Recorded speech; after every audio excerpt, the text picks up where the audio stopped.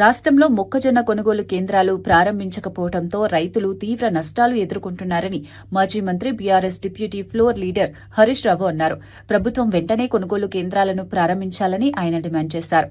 ప్రస్తుతం మార్కెట్లలో మొక్కజొన్నను రైతులు 1600 నుంచి 1700 ధరకు అమ్ముకోవాల్సి వస్తోందని, దీనివల్ల రైతులకు తీవ్ర నష్టం జరుగుతోందని చెప్పారు. మొక్కజొన్న మద్దతు ధర 2400 రూపాయలుంటే ప్రభుత్వ కొనుగోలు కేంద్రాలు ప్రారంభం గాక రైతులు 1600, 1700 రూపాయలకే మొక్కజొన్న అమ్ముకొని తీవ్రంగా నష్టపోతున్నటువంటి పరిస్థితి ఉంది.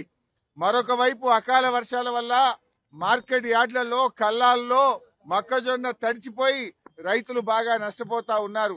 ఈ ప్రభుత్వం మొక్కజొన్న రైతుల పట్ల తీవ్రమైన నిర్లక్ష్యం చూపుతా ఉంది. ప్రభుత్వమే ఒకవైపు పంట మార్పిడి చేయాలని రేవంత్ రెడ్డి, తుమ్మల నాగేశ్వరరావు గారు వరి వేయొద్దు, వరి వేస్తే మేము కొనము అని రాష్ట్ర ప్రభుత్వమే చెప్తుంది.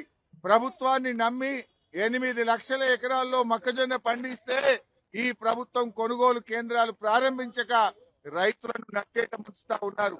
నేను అడుగుతా ఉన్నా, ఇప్పటికే 15 రోజులైంది మొక్కజొన్న వచ్చి, ఎందుకు కొనుగోలు కేంద్రాలు స్టార్ట్ చేయట్లేదు? అంటే పంటంతా దళారుల పాలైన తర్వాత దళారుల దగ్గర మొక్కజొన్న కొంటారా? మీరు రైతుకు మేలు చేస్తారా, దళారులకు మేలు చేస్తారా? ఇప్పటికే దాదాపు 25% పంట దళారుల చేతుల్లోకి పోయింది. నిన్న మొన్న ఈ రోజు ఉదయం కూడా వడగళ్ల వానబడి రాష్ట్ర వ్యాప్తంగా ఇవాళ పెద్ద ఎత్తున మొక్కజొన్న, మామిడి, ఇతర పంటలన్నీ కూడా దెబ్బతిన్నాయి.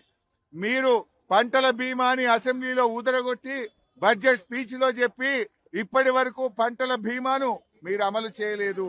పంటల బీమా అమలు చేయరు, రైతుకు ఇన్పుట్ సబ్సిడీ కూడా ఇవ్వడం లేదు. దయచేసి మేము ప్రభుత్వాన్ని కోరుతా ఉన్నాం, రాష్ట్ర వ్యాప్తంగా గత 2-3 రోజుల్లో వడగళ్ల వాన వల్ల రైతులు బాగా నష్టపోయారు. వెంటనే వ్యవసాయ శాఖ అధికారులకు ఆదేశాలు ఇచ్చి ఎన్యూమరేషన్ చేసి ఇన్పుట్ సబ్సిడీ ఇచ్చి రైతాంగాన్ని ఆదుకోవాలని కూడా కోరుతా ఉన్నాం.